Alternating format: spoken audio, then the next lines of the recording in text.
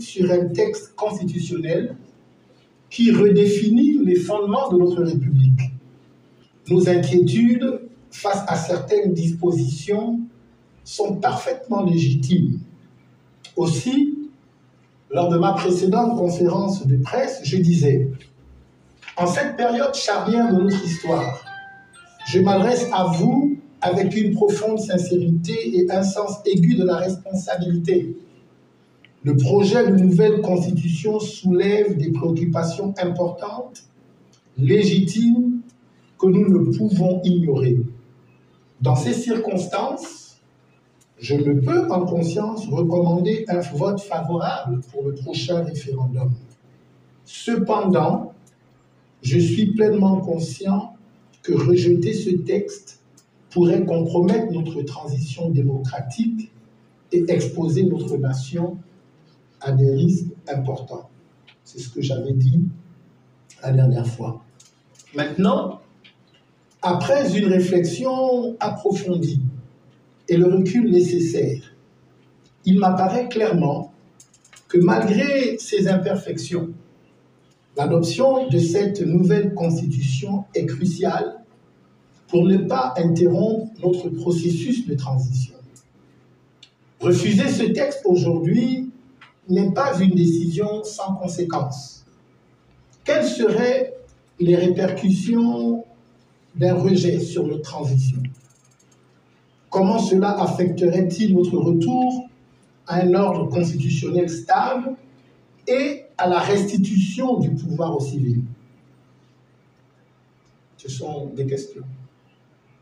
Rejeter cette constitution demanderait certainement de repartir de zéro pour rédiger un nouveau texte, prolongeant ainsi notre instabilité juridique et institutionnelle, tout en retardant considérablement le retour à la norme démocratique. Une telle situation risquerait de perturber notre calendrier de transition et de maintenir un vide politique accru qui ne ferait qu'aggraver la situation actuelle de notre pays. D'un point de vue économique, les enjeux sont tout aussi déterminants. Le coup d'État a sérieusement endommagé nos relations avec nos amis de l'extérieur, et notamment avec les bailleurs de fonds, et a isolé le pays sur la scène internationale. Rejeter cette constitution prolongerait cette situation et renforcerait les réserves de nos partenaires au développement. Sans un cadre constitutionnel stable, le Gabon continuerait d'être privé des financements essentiels à la relance de son économie, au développement des infrastructures et à la satisfaction des besoins fondamentaux de sa population. En cette période décisive, rappelons-nous qu'un changement profond n'est jamais facile, mais il est nécessaire pour atteindre un avenir plus prometteur. La responsabilité qui nous incombe donc est grande. Et ensemble, nous devons prendre les décisions qui garantiront la stabilité et le progrès de notre chère nation. Le respect des normes internationales en matière de démocratie et de bonne gouvernance est essentiel pour que le Gabon retrouve une place de choix parmi les nations respectées. L'adoption de cette constitution, bien que très perfectible, constitue une étape cruciale pour restaurer la stabilité politique et reconquérir la confiance de nos partenaires internationaux. Bien que, comme plusieurs, j'identifie certaines imperfections dans ce texte, je me dois de concéder qu'il nous permet de poursuivre notre transition. Nous devons impérativement avancer car la stabilité institutionnelle, le retour à un ordre constitutionnel et la relance économique dépendent de notre capacité à franchir cette étape malgré les défis persistants. Comme l'a dit Antoine de Saint-Exupéry, chaque petite avancée est une victoire. Si certaines dispositions de cette Constitution notamment celle relative au pouvoir du chef de l'État, suscite des réserves. Reconnaissons néanmoins qu'il y a des dispositions qui font progresser le Gabon.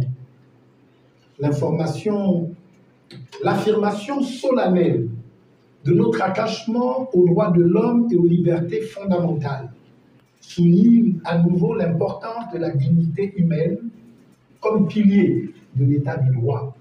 Cela lie notre Constitution aux principes universels et continentaux, tels que la Déclaration universelle des droits de l'homme de 1948. La chaque Gabonais et Gabonaise de réfléchir profondément, de se lever et surtout de prendre ses responsabilités. Il est impératif que nous réalisions pleinement que le destin de notre nation se décide en cet instant précis. Le droit de vote est une force, un pouvoir immense qui nous donne la capacité de façonner notre avenir commun. Chaque voix a une importance inestimable. Chaque voix a le potentiel de changer le cours de l'histoire. À l'inverse, l'abstention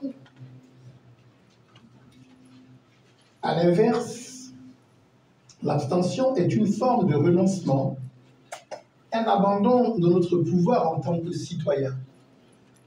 Ne laissons pas le futur de notre pays être dicté par quelques-uns, alors que chacun de nous possède une voix qui mérite d'être entendue.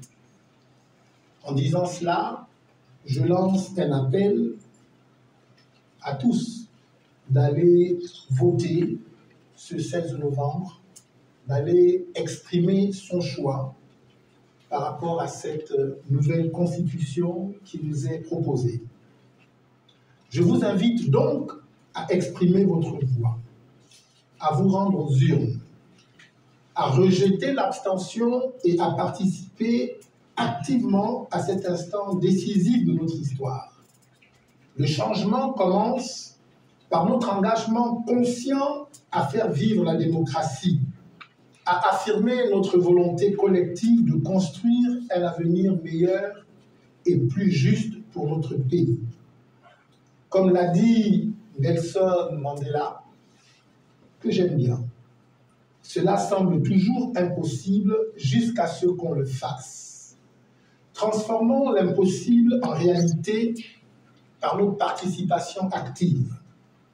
Ce référendum, je le répète, est un enjeu majeur pour notre nation, car on nous propose une constitution qui, bien qu'imparfaite, représente un pas vers un avenir meilleur pour tous. La version initiale, bien que non officielle, a suscité de nombreuses inquiétudes. Certaines que j'ai exprimées lors de ma dernière rencontre avec la presse. Je suis heureux de constater que la version actuelle, celle proposée au référendum, a intégré plusieurs de nos propositions, démontrant ainsi une volonté politique de bâtir un consensus plus inclusif.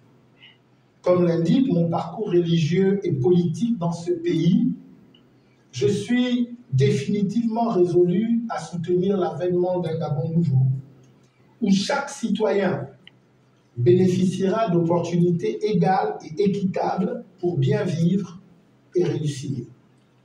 Ainsi, ce moment de transition que nous avons entamé il y a un peu plus d'un an est porté par notre choix collectif audacieux de faire confiance aux forces militaires pour sortir notre nation de l'impasse et la diriger vers une réconciliation nationale et un renouveau démocratique plus que nécessaire.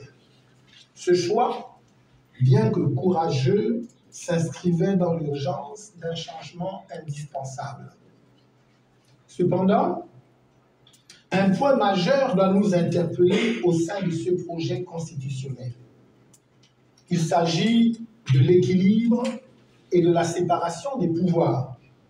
Le texte actuel renforce les pouvoirs du président de la République à un degré qui pourrait les soustraire à tout contrôle et par là même à toute responsabilité.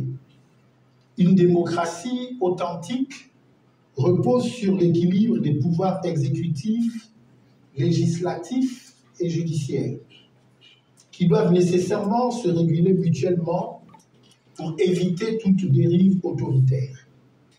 Le risque d'une concentration excessive du pouvoir entre les mains d'une seule personne, sans contrepoids adéquat, est une menace directe pour notre démocratie.